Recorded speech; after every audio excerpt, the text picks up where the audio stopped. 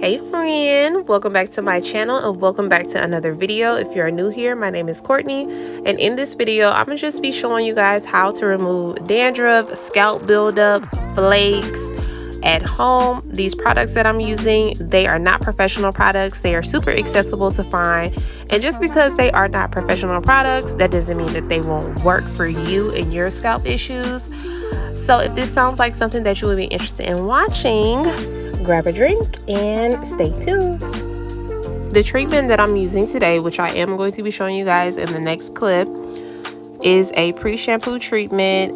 It is supposed to be done on dirty hair. So it says on the bottle that you use it before you shampoo, and that's exactly what we're doing here. My client previously got a silk press, so this is just her old silk press before we go in and, you know, fix her color and actually style her hair. We're going to take care of her scalp first.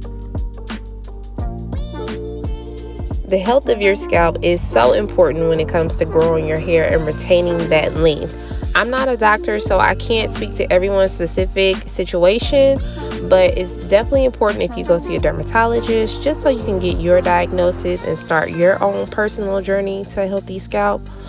I'm starting off with 4 sections, and this isn't really like a how-to, y'all, but I'm just showing y'all exactly how I use the product. You're going to start on flat iron hair.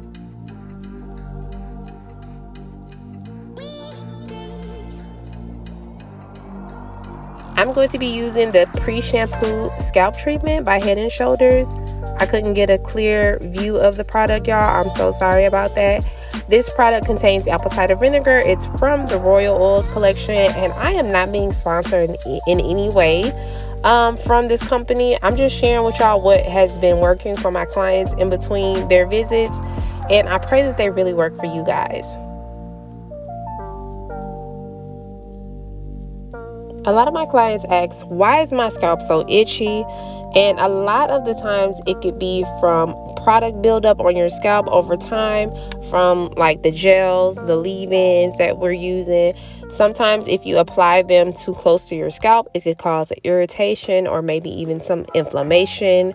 That could also be the cause of a dry scalp as well. So whenever you are applying those products, you just want to make sure you stay away from your scalp as best as you can, just to avoid some of those issues.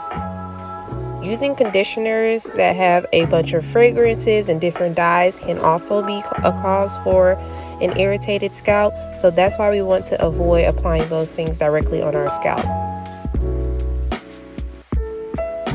Another cause for the flaky scalp could be your diet, or it could even be genetics. Sometimes if you suffer from a lot of dandruff, a lot of people feel like dandruff is a dry scalp condition when actually it's definitely a oily skin condition. And you can kind of tell, you know, as far as like your scalp, if it's eczema, psoriasis. If you suffer from eczema on your body parts, then 9 times out of 10, like I said, I ain't no doctor, you still will suffer from those things in your scalp. So that's why it's super important to get a diagnosis, because eczema is not the same as dandruff, so therefore you won't use the same products.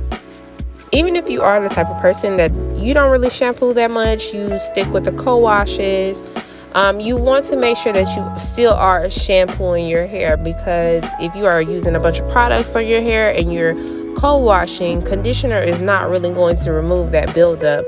You want to use a shampoo, a clarifying shampoo, in order to remove that off of your scalp. So shampoo is for your scalp, and then conditioner, we're going to reserve that for the strands. Using a clarifying shampoo could definitely help you in removing some of that scalp buildup. Of course, we are not going to use a clarifying shampoo often like that, like not every time you wash, but sometimes, you know, because clarifying shampoo can be super drying, and that's not what we're trying to do here. We are trying to grow our hair, not strip our hair. So if you do use a clarifying shampoo, make sure to follow up with a moisturizing shampoo. I'm not sure if everyone knows this, but yeast does live on our scalp and causes dandruff, and sometimes, you know, that's why I said genetics do play a role in your scalp health, because sometimes you can have an overproduction of yeast going on.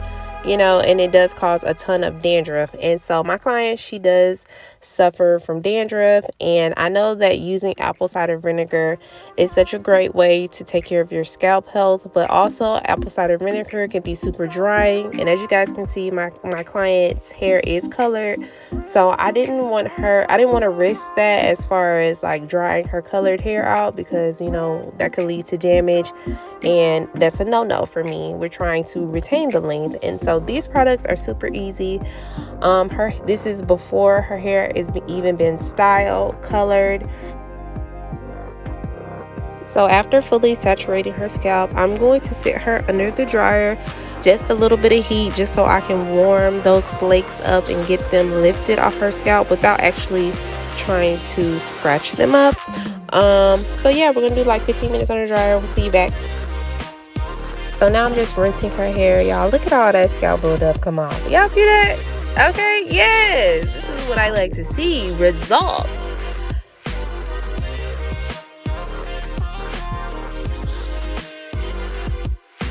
I just want to share 4 ways that you can prevent scalp buildup. The first way in preventing scalp buildup is definitely go see a dermatologist just to get accurately diagnosed for your specific scalp issue. Everyone's scalp is not the same, so what works for someone else may not work for you, so just go to the dermatologist. The second way to prevent scalp buildup would be using a clarifying shampoo, or as you can see, I'm using the shampoo that goes along with this line, which is the apple cider vinegar shampoo. Just using that ever so often to control the scalp buildup and the dandruff and flakes in between services, that could really be beneficial to you as well. The third way would be to avoid applying conditioners, any type of gels, your leave-ins, things that contain fragrances and dyes. Try to avoid applying that to your scalp, because that could be an irritant to your skin, and that will be the cause of a lot of the itchiness, the flakiness, and the dry scalp, like I stated before.